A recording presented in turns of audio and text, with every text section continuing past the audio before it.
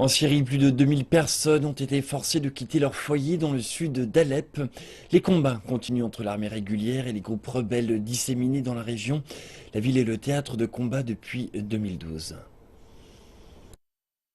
De la fumée épaisse s'élève des bâtiments. Des coups de feu se font entendre au loin. Nous voici sur la ligne de front entre l'armée du gouvernement syrien et les groupes rebelles. Le danger est caché dans cet endroit a priori calme. Les soldats expliquent qu'en raison des tireurs embusqués, ils ne peuvent aller plus loin. Début août, les combattants rebelles ont brisé le siège et ouvert un couloir via l'est d'Alep. Puis un équilibre entre les deux adversaires s'est installé. Les contre-attaques succèdent aux attaques, sans qu'aucun développement significatif ne se produise. Un soldat estime qu'il sera difficile de reprendre le couloir des rebelles, tandis que cet endroit est sous le contrôle du gouvernement.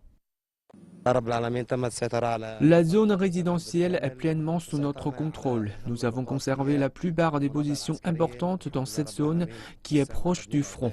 Nous allons continuer à avancer. Les avions de chasse de l'armée syrienne volent au-dessus de la zone. Il faut monter sur un bâtiment détruit pour obtenir une meilleure vue. Après qu'Alep s'est retrouvé au centre de la crise en 2012, le gouvernement syrien a installé des personnes déplacées dans la zone résidentielle 1070. Maintenant que le conflit atteint le sud d'Alep, les habitants doivent à nouveau partir.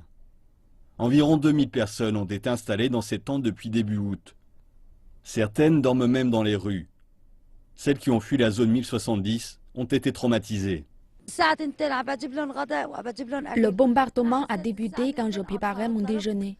Je suis allée chez mon voisin et il m'a dit que ça venait de la zone résidentielle 1070. Soudain, un conteneur de gaz a explosé et des éclats ont touché notre maison.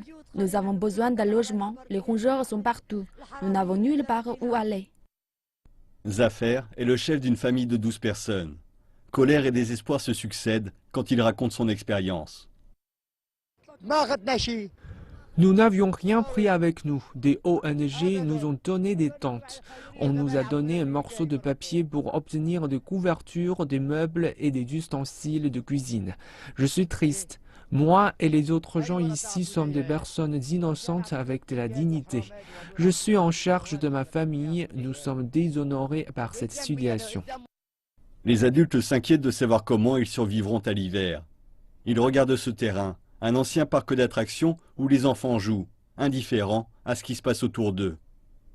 Qui sait si demain, ils ne devront pas partir une nouvelle fois.